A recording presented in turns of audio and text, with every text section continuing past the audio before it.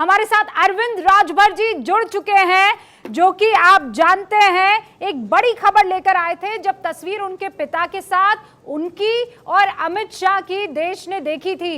जी हां, इस वक्त एसबी-एसपी के नेता अरविंद राजभर स्क्रीन पर आपको नजर आ रहे हैं। अरविंद जी, आपका बहुत बहुत स्वागत है। सबसे बड़ा सवाल इस वक्त यही है कि क्या बात हुई, बहुत बहुत धन्यवाद। किस तरीके की मुलाकात हुई कि आप मान भी गए, मुस्कुरा भी गए और कहा चलिए साथ चलते हैं।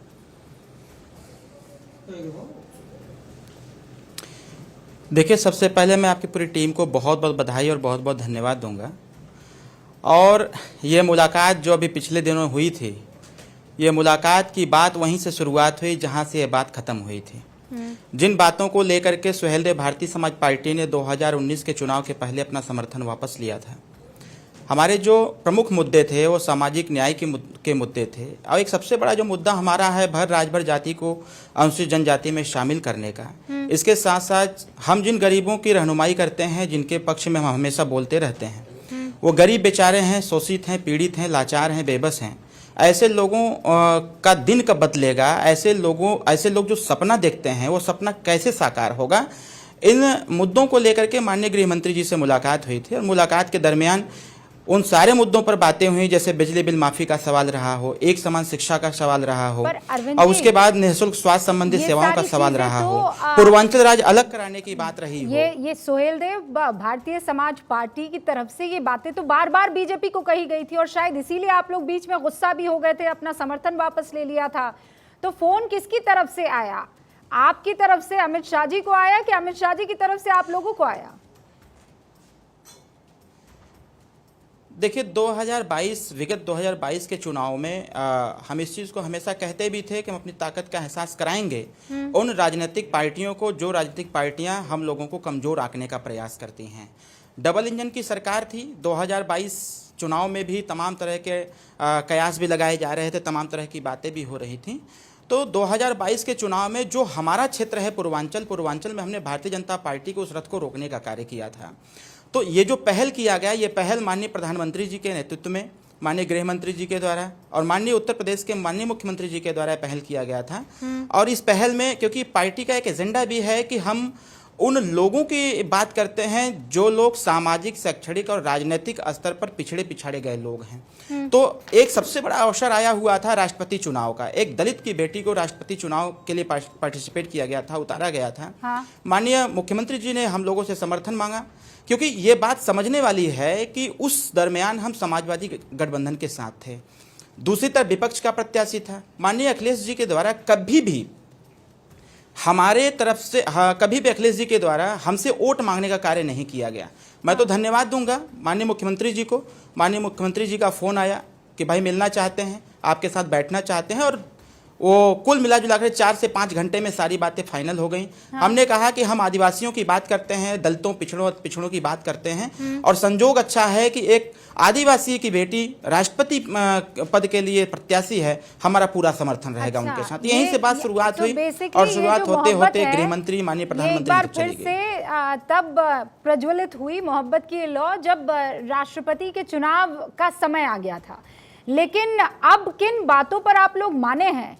ये तो उस वक्त आप कह सकते हैं कि भाई समाज के लिए इतना बड़ा एक टाइम था, वक्त था, इसीलिए आपने वहां पर उन्हें समर्थन दे दिया। लेकिन इतना जल्दी तो आप लोग नहीं मान गए होंगे। नहीं, देखिए, माननीय अखिलेश यादव जी को भी हम लोगों ने मनाने का प्रयास किया था। ये जो विपक्ष इस समय वर्तमान में विपक्ष चल रहा है, कई बार हम लोगों ने तमाम तरह की वार्ता उनसे किया था, लेकिन अखिलेश यादव जी किसी भी बात को समझने के लिए तैयार नहीं हैं। न ही उनको ये हमेशा एक चीज़ का उनको बाकायदे दिमाग में उनका कॉन्सेप्ट क्लियर रहता है कि कोई भी पिछड़ा या पिछड़े समाज का नेता हमारे सामने उभर ना पावे। तो ये जो बात की शुरुआत हमारी हुई, हमारी शक्ति और हमारी ताकत को भारतीय जनता पार्टी ने समझा, शीर्ष नेतृत्व ने समझा, समझ करके हमको आमंत्रित किया। हम गए और जाने के उपरांत हमारी प्रथम दृष्टिया पहली बात मेरी यही थी कि जिन बातों को हमने पिछली बार छोड़ा था उन्हीं बातों से शुरुआत करेंगे। और माननीय गृह मंत्री जी ने अच्छा रिस्पांस भी दिया। हाँ। और रिस्पांस देकर के हम लोगों को बुलाया, बैठाया, बात हुई, सारे एजेंडे पर चर्चा हुई। सीटों पर चर्चा हुई कि नहीं? सीटों पर चर्चा जरूर हुई थी। हाँ। सीटों पर इस तरह से चर्चा हुई थी कि जिस पार्टी को कहा जा रहा था कि 3 से 4 लोकसभा में प्रभावित करते हैं, ये मानना था कि पूर्वांचल की जो 7 सीटें हैं जो भारतीय जनता पार्टी ने हारने का काम किया था, और वो जो 8-9 सीटें हैं जो कम मार्जिन से जीती थी भारतीय जनता पार्टी, उस पे जरूर हुई कि ये सारी सीटें अगर हम हारे हैं तो सुहेलदेव भारतीय समाज पार्टी की देन है। हाँ। और इस चीज की स्वीकारता भी बढ़ी कि उत्तर प्रदेश के पूर्वांचल के सांसद मध्यांचल तक जहां तक हमारा प्रभाव है और प्रभुत्व है, हाँ। ये मानना हुआ कि 18 से लगभग 28 लोकसभा आप प्रभावित कर रहे हैं। तो अरविंद जी, आप ये कह रहे हैं कि पूरी गणित देखकर, समझकर, परखकर वो इस बात पर पहुंचे कि देखिए एसबी एसपी के बगैर तो काम नहीं चल पाएगा, और इसीलिए डॉक्टर साहब आपके साथ और आपके पिताजी के साथ ये मुलाकात हुई। अब 2 बड़े मुद्दे हैं। पहला तो ये कि आप जानते हैं कर्नाटक में सारे विपक्षी दल एक साथ जुड़े हैं। उन विपक्षी दलों की एकता पर आप क्या कहना चाहेंगे, क्योंकि वो इस बार ये कह रहे हैं कि आर या पार की लड़ाई है, इस बार मोदी वर्सेस जनता है और हम जनता का चेहरा है, 2024 हम जीतेंगे। अखिलेश यादव जी, पहली बात कि वो विपक्ष में कौन लीडर है ये नहीं समझ में आ रहा है। वहाँ अपने आप में सारे लोग लीडर हैं और दुल्हा सब बनना चाह रहे हैं। दुल्हन एक है, वो है कुर्सी, और दुल्हा विपक्ष में बहुत सारे लोग हैं। तो पहले तो विपक्ष का कॉन्सेप्ट ही क्लियर नहीं है। जो विपक्ष एक एकता बना रहा है, उस एकता का कोई नाम भी नहीं है, पहली चीज। दूसरी चीज ये है कि माननीय प्रधानमंत्री जी का विजय रथ रोकना, वो विपक्षी एकता के बश की बात नहीं है। और अखिलेश यादव जी एक सपना हमेशा यूपी से देखते रहते थे, हम भी साथ में थे, जब वो कहते थे कि अब की बार 400 पार। अब हम ये नहीं सोच पाते थे कि अखिलेश यादव जी अब की बार 400 पार कर रहे हैं। तो अन्य जो भारतीय जनता पार्टी है, बहुजन समाज पार्टी है, कांग्रेस पार्टी है, ये कितने सीट पर लड़ेंगी, इनको कितनी सीटें आएंगी। अखिलेश यादव जी इस पूरे विपक्षी एकता में किसी का मत सही नहीं है, और उस विपक्षी एकता में जो लोग भी हैं उनकी हैसियत और क्षमता भी नहीं है कि वो अपने जिले का संगठन की बैठक कर लें।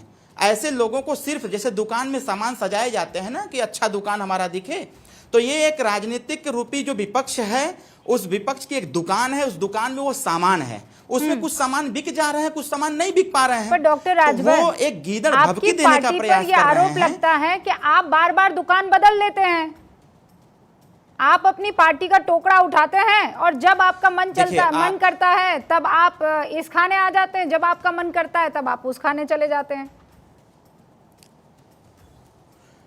ऐसी बात नहीं है। ये लोकतंत्र में एक प्रयोगशाला है, इस प्रयोगशाला में हर प्रयोग किए जाते हैं, और अखिलेश यादव जी मेरा अंतिम प्रयोग थे। हाँ।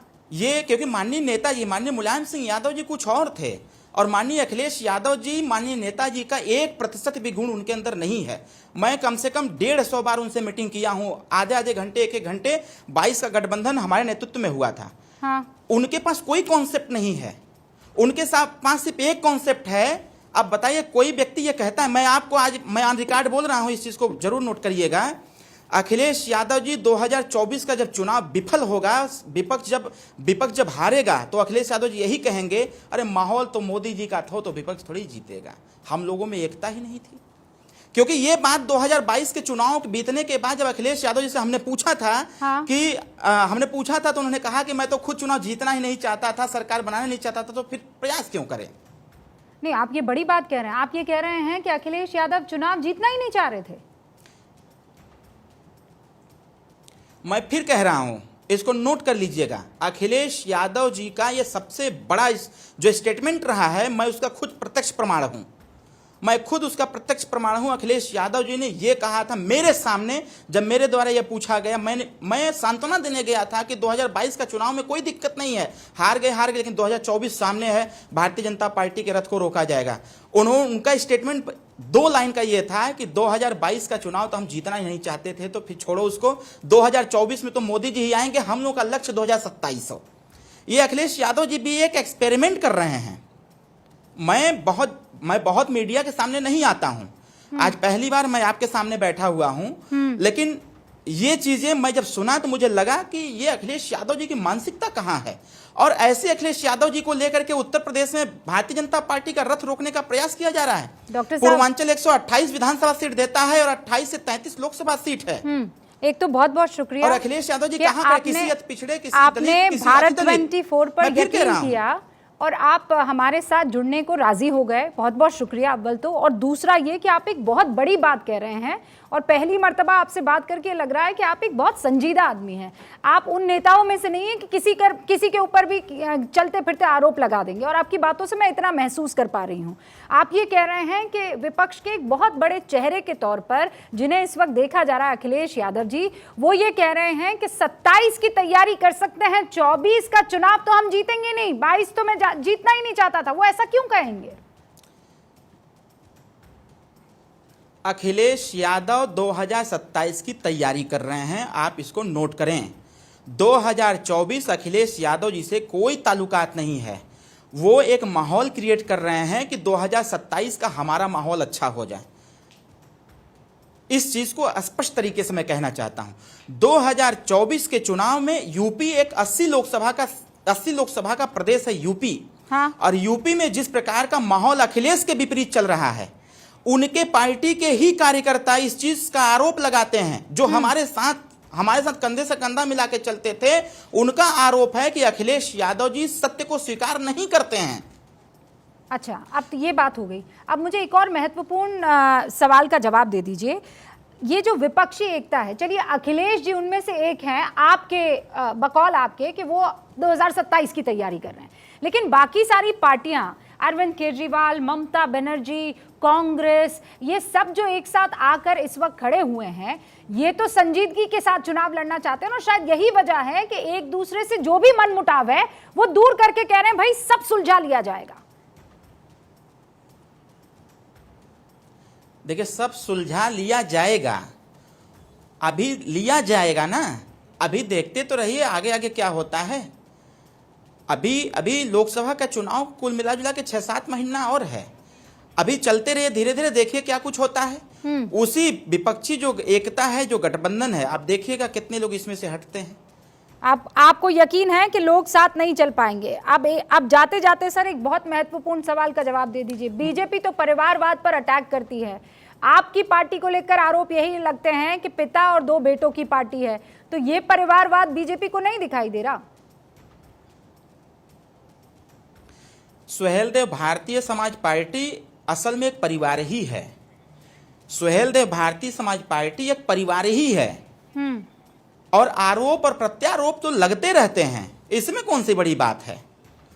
कौन नहीं लगाता है भाई? अखिलेश विपक्ष में जितने लोग हैं, क्या उसमें परिवारवाद नहीं है? विपक्ष में ऊपर से लेकर नीचे तक देखा जाए, मुझे याद अच्छी प्रकार से आम आदमी पार्टी के संजय सिंह जी एक स्टेटमेंट जारी कर रहे थे परिवारवाद पर। हाँ। और ऐसी स्थिति देखने को मिला जो हास्यास्पद था।